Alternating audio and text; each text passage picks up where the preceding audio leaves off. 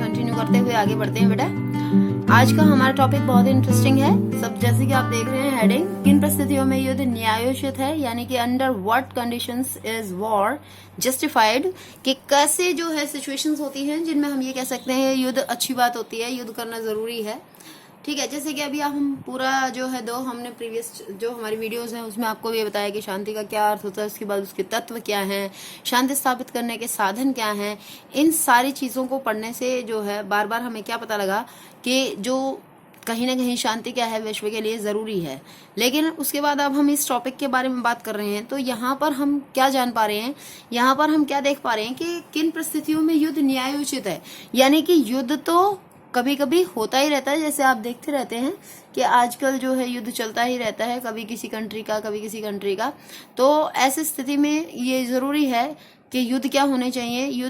युद्ध जो इसका बेसिक मीनिंग क्या है, पहली बात तो ये पता होना चाहिए हमें कि युद्ध जो है मानव के अंदर इस तरीके का, सिगमंड फ्रॉइड है कि ये एक बहुत बड़े मनोवैज्ञानिक थे जिन्होंने ये कहा है कि मनुष्य के अंदर क्या होता है, बुराई, आक्रमणशीलता, विध्वंसता और दृष्टता की प्रतिमूर्ति होते हैं। तो उसके अनुसार क्या है कि मानव के अंदर जो है केवल प्यार ही प्यार नहीं होता है, बल्कि उसके अंदर जो है आक्रमण की स्थिति भी होती है कि वो आक्रमण भी करता है। तो ऐसी स्थिति में जब उसके अंदर आक्रमण की प्रबल इच्छा उत्पन्न होती है तो वो सहज रूप से क्या हो जाता है कि वो सहज रूप से आक्रमण के लिए भी रेडी हो जाता है। तो आक्रमण, ये सब चीजें भी क्या है मनुष्य के अंदर जो है ऑटोमेटिकली नेचुरल रूप से पाई जाती हैं। तो ऐसी स्थिति में जब विभिन्न राष्ट्र जो हैं समय समय पर करते रहते हैं, युद्ध करते रहते हैं, जैसे पाकिस्तान के बारे में आप देख रहे हैं, चाइना के बारे में आप जानते हैं। ठीक है, ये ऐसे कंट्रीज हैं जो बात बात पर समय समय पर जो है युद्ध की गतिविधियों को जो है हवा देते रहते हैं। किसी न किसी तरीके से छोटी मोटी छुटमुट घटनाएं जो है बॉर्डर एरियाज पर इनके द्वारा की जाती रहती हैं। तो ऐसी स्थिति में हम जब हमारा देश जो है हमारा देश पहला आक्रमण नहीं करता है, लेकिन अगर मान लीजिए हमारे ऊपर कोई आक्रमण कर रहा है तो वैसी स्थिति में हम क्या करें। ठीक है, तो युद्ध के न्याय संगत होने के कई तर्क दिए जा सकते हैं कि युद्ध जो है कभी कभी कुछ ऐसी सिचुएशंस होती हैं जिनके दौरान युद्ध करना जरूरी होता है। जैसे राज्यों को अपनी प्रभुसत्ता एवं लोगों के जीवन, स्वतंत्रता एवं संपत्ति की सुरक्षा के लिए बल प्रयोग या युद्ध करने की गतिविधियों को न्याय संगत माना जाता है कि लोगों का अपने देश की संप्रभुता का, यानी कि हम अपने देश का शासन का, अपने देश के बारे में विभिन्न महत्वपूर्ण निर्णय हम सब कुछ अपने कंट्री का खुद करेंगे। जब इस तरीके का विचार होता है, लोगों की जीवन की स्वतंत्रता का, लोगों के जीवन का, स्वतंत्रता का, इन सब चीजों की रक्षा का मामला आता है, तब कहीं ना कहीं युद्ध को उचित माना जाता है। ठीक है, उसके बाद है सेकंड पॉइंट हमारा है अंतर्राष्ट्रीय शांति एवं सुरक्षा को कायम रखने के लिए सामूहिक सुरक्षा के अंतर्गत आक्रामक राष्ट्र के विरुद्ध शेष सदस्य देशों के द्वारा संयुक्त रूप से सैन्य बल या युद्ध का सहारा लेना भी न्याय संगत ही माना जाएगा। कि अगर मान लीजिए कि छोटे राष्ट्र जो है उन पर बड़ा राष्ट्र बिना बात में हमले कर देता है, तो ऐसी स्थिति में भी क्या करेंगे, छोटे राष्ट्र इकट्ठे होकर के बड़े राष्ट्र के खिलाफ जो है आवाज उठाएंगे, तो ये भी सही माना जाएगा। थर्ड पॉइंट है असहनीय एवं अमानवीय अत्याचारों से बचने के लिए भी, अगर मान लीजिए कोई भी साथ का पड़ोसी राष्ट्र ऐसा है जहां पर जो है बार बार इस तरीके से गतिविधियां चलती रहती हैं कि वो अत्याचार करते रहते हैं, या फिर कहीं पर कोई पर्टिकुलर राजा का शासन है और वहां पर ऐसी स्थिति उत्पन्न होती रहती है, तो उस राजा के खिलाफ भी जो है ये जरूरी है कि लोग जो है उसके तानाशाही के खिलाफ खड़े होंगे और युद्ध का माहौल बनेगा। तो इसलिए बेटा ये बहुत ही ज्यादा जरूरी है कि युद्ध जो है, युद्ध क्या होने चाहिए, युद्ध कभी कभी किए जाने भी जरूरी होते हैं। ठीक है, तो युद्ध जो है हमेशा ये कि हम कोई हमारे ऊपर हमला कर दे तो हम आराम से बैठ करके उसके हमले को अगर हम सहन करते रहते हैं, तो कहीं ना कहीं ये इंटरनेशनल लेवल पर इसका मैसेज ये जाता है कि ये कंट्री क्या है, कावर्ड है, डरपोक है, इसको कुछ इसके जो है कुछ बस का नहीं है, इस तरीके की जो है बातें सामने आने लग जाती हैं। तो ऐसी भी सिचुएशन पैदा नहीं होनी चाहिए। ठीक है, कि भाई बिल्कुल ही जैसे भारत है, भारत ने अगर कभी भी पहले से हमला नहीं किया है, लेकिन अगर सामने से हमले के बाद उसका जवाब भी नहीं देगा भारत, तो ऐसी स्थिति में भारत की स्थिति को कमजोर माना जा सकता है। लेकिन वास्तविक रूप से अगर हम देखें तो ऐसा है नहीं। अब धीरे धीरे भारत भी क्या करता है कि भारत भी जो है अगर पाकिस्तान हमला करता है तो भारत उसका सही तरीके से जवाब देता है। ठीक है, अब नेक्स्ट हेडिंग है हमारी, क्या शस्त्रीकरण वैश्विक शांति को बढ़ावा दे सकता है। जैसे कि हमने ये कहा था कि निशस्त्रीकरण यानी कि शस्त्रों के बिना हो जाना। दूसरी तरफ हम बात कर रहे हैं दूसरी तरफ ये हमारी हेडिंग क्या है कि आर्मामेंट जो है, यानी कि आर्मामेंट प्रमोट करेंगे हम ग्लोबल लेवल पे, तो उससे क्या होगा कि अगर लोगों को हम ये कहते हैं कि कंट्रीज को हम ये कहते हैं कि आप ज्यादा से ज्यादा शस्त्र निर्माण कर सकते हैं, आपकी छूट है, तो ऐसे सिचुएशन में शांति बढ़ेगी या शांति घटेगी। ठीक है, तो ये जो है ये बात यहाँ पर इस बात के लिए विचार करेंगे हम कि अगर मान लीजिए जितने ज्यादा शस्त्र होते हैं तो कहीं ना कहीं ज्यादा शस्त्रों का होने का अर्थ क्या होता है बेटे, जब राष्ट्रों के पास शस्त्र होंगे तो कभी न कभी राष्ट्र जो है उन शस्त्रों का प्रयोग भी करेंगे, उन शस्त्रों का जो है प्रयोग नहीं बल्कि हम ये कहेंगे दुरुपयोग करेंगे, और अन्य राष्ट्रों को जो है उसका खामियाजा भुगतना पड़ सकता है, अन्य राष्ट्रों जो है वो अन्य राष्ट्र उसका शिकार हो सकते हैं।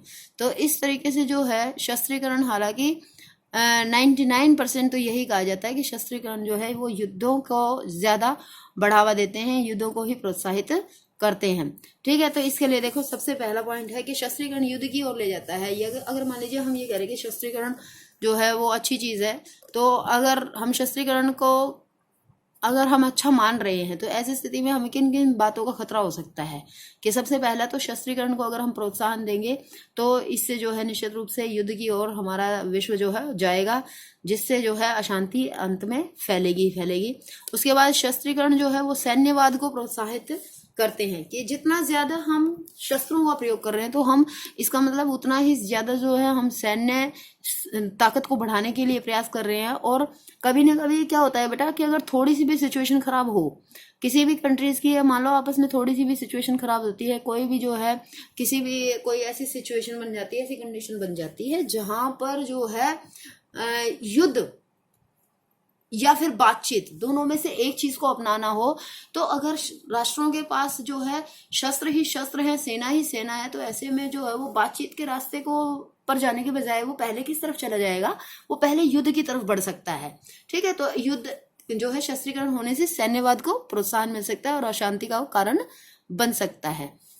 उसके बाद थर्ड पॉइंट हमारा है कि शस्त्रीकरण से शस्त्रों के प्रयोग की इच्छा शक्ति जागृत होती है। अगर मान लीजिए आपके पास जो है, आपके पास का मतलब है कि अगर किसी भी राष्ट्र के पास अगर जो है बहुत सारे शस्त्र हैं, तो ऐसी स्थिति में उसके मन में कहीं ना कहीं ये हो सकता है कि जब मैं शस्त्रों पर इतना भारी खर्च कर रहा हूं, तो ऐसी स्थिति में अगर थोड़ी सी भी सिचुएशन डामाडोल होती है, थोड़ी भी सिचुएशन उसको ये लगती है कि किसी भी तरीके से जो है कंडीशन खराब होने की स्थिति है, तो वो ऐसी स्थिति में वो सदैव एकदम से किस चीज के लिए तैयार हो जाता है, वो शस्त्र प्रयोग के लिए तैयार हो जाता है। तो ये चीज गलत है। ठीक है, इससे भी अशांति पैदा हो जाती है और शांति भंग हो जाती है। उसके बाद फोर्थ पॉइंट है शस्त्रीकरण छोटे राज्यों में भय उत्पन्न करता है कि मान लीजिए बड़े बड़े राष्ट्र हैं, उनके पास तो बहुत पैसा है, वो ऐसे में क्या करते हैं, ज्यादा से ज्यादा अपने शस्त्र निर्माण कर लेते हैं। लेकिन जो छोटे राष्ट्र हैं जिनके पास जो वो अपना ज्यादा से ज्यादा जो है अपनी जो राष्ट्रीय आय है उनकी, जो भी उनके पास पैसा है, ज्यादा से ज्यादा वो अपने विकास कार्यों पर खर्च करते हैं, क्योंकि उनके पास से जो है इतना ही पैसा है कि वो विकास कर लें या फिर जो है सैन्य अपनी शक्ति को बढ़ाने के लिए इस तरीके के हथियारों का निर्माण कर लें, क्योंकि इनमें बहुत ज्यादा पैसा खर्च होता है, बहुत ही ज्यादा पैसा खर्च होता है बेटा। तो अगर मान लीजिए राष्ट्र जो है, छोटे छोटे राष्ट्र जो हैं वो बड़े राष्ट्रों से क्या हो सकते हैं, भयभीत हो सकते हैं, क्योंकि उनके पास तो किसी प्रकार के शस्त्र होते नहीं है। तो ये जो शस्त्रीकरण को अगर हम प्रोत्साहन दे रहे हैं, तो निश्चित रूप से हम किसको प्रोत्साहन दे रहे हैं, अशांति को प्रोत्साहन दे रहे हैं। तो सभी और चारों तरफ क्या किया गया है, चारों तरफ जो है अंतर्राष्ट्रीय शांति व्यवस्था और सुरक्षा को बनाए रखने के लिए, ठीक है, ये बहुत ज्यादा जरूरी है कि शस्त्रीकरण के बजाय हम किस तरफ ध्यान दें, निशस्त्रीकरण की तरफ ध्यान दें, ताकि जो है ज्यादा से ज्यादा जो है शांति स्थापित की जा सके। ठीक है, इसके बाद देखो निशस्त्रीकरण वास्तव में समूची अंतर्राष्ट्रीय व्यवस्था में हिंसा के स्थान पर समस्याओं को शांतिपूर्ण ढंग से अपनी सद्भाव और सहानुभूति से सुलझाने का ही दूसरा नाम है। तो निशस्त्रीकरण के संबंध में दो आधारभूत संकल्पनाएं स्वीकारी जा सकती है। नंबर 1, परमाणु युद्ध का भय एवं विश्व के सभी राष्ट्रों में शांति बनाए रखने की प्रबल एवं वास्तविक इच्छा तथा यह भय की शस्त्र युद्धों को जन्म देते हैं। ठीक है, दूसरी बात, अनियंत्रित शस्त्र संचय के फलस्वरूप अंतर्राष्ट्रीय व्यवस्था में बढ़ता तनाव, भय, अस्थिरता तथा उससे मुक्ति पाने की इच्छा। ये अगर हम ये दोनों चीजें हमारे पास हैं, तभी हम क्या कह रहे हैं, हम शांति को, निशस्त्रीकरण को हम प्रोत्साहित कर रहे हैं ताकि जो है निशस्त्रीकरण को बढ़ावा दिया जा सके और भविष्य में जो है मानवीय जाति को बचाया जा सके। ठीक है, इसके अलावा भी देखो इस लेसन में कुछ छोटे छोटे टॉपिक्स हैं। शांति के लिए देखो, शांति की स्थापना के लिए हिंसा की आवश्यकता नहीं है। ठीक है, कि अगर हम जो है शांति स्थापित करना चाहते हैं तो अहिंसा के आधार पर भी हम शांति स्थापित की जा सकते हैं, मारपीट करके या फिर किसी तरीके से जो है हम जरूरी नहीं है कि बहुत बड़े इस तरीके से जो है अस्त्र शस्त्र उठा करके ही शांति स्थापित की जाए, ये ऐसा नहीं है। बहुत सारे हमारे यहाँ पर ऐसे एनजीओज हैं, ऐसे हमारे जो है गैर सरकारी संगठन हैं जो आंदोलनों के जुलूसों के माध्यम से जो है बड़े बड़े मुद्दों को सुलझाते हैं, बड़े बड़े जो है कार्यों को सफलतापूर्वक उनको जो है अपनी मंजिल तक पहुंचाते हैं। ये जरूरी नहीं है बेटा कि हमेशा जो है लोगों के शारीरिक रूप से उनको प्रताड़ित कर करके उनको जो है मारपीट के सहारे ही जो है शांति स्थापित की जाए और अपने लक्ष्यों की प्राप्ति की जाए, ऐसा जरूरी नहीं है। तो शांति स्थापना के लिए हिंसा की आवश्यकता है, उसके बाद ये क्या शांति स्थापना, ये सब भी छोटे छोटे टॉपिक हैं। आप इन सबको सेल्फ रीडिंग करेंगे, प्लस में इसको याद करेंगे। ये जो यहाँ पर दिया गया है, भारत किन कारणों से विश्व शांति को आवश्यक मानता है।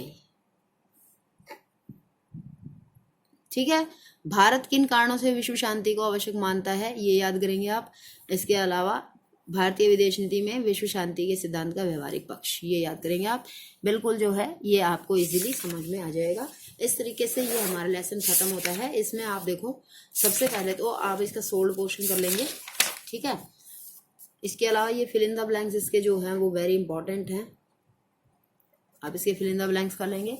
उसके बाद शॉर्ट सोल्ड क्वेश्चन में से देखो बेटा, ये कोई ज़्यादा नहीं है, लेकिन हाँ इसमें से 4-4 नंबर के लिए कभी ना कभी कोई ना कोई क्वेश्चन ज़रूर आ सकता है आपके एग्जाम में। इस हिसाब से ये लेसन अपना इम्पॉर्टेंट है।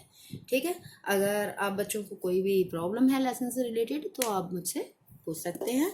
अदरवाइज़ ये हमारा चैप्टर यहाँ पर आज कंप्लीट होता है। ठीक है, इसके बाद जो है हम अपना नेक्स्ट चैप्टर करेंगे, तब मिलेंगे। Okay, bye bye students. घर में रहिए, सेफ रहिए और पढ़ते रहिए, क्योंकि जल्द ही आपके अब यूटीज़ भी स्टार्ट हो जाएंगे। ठीक है बेटा, ओके बाय बाय।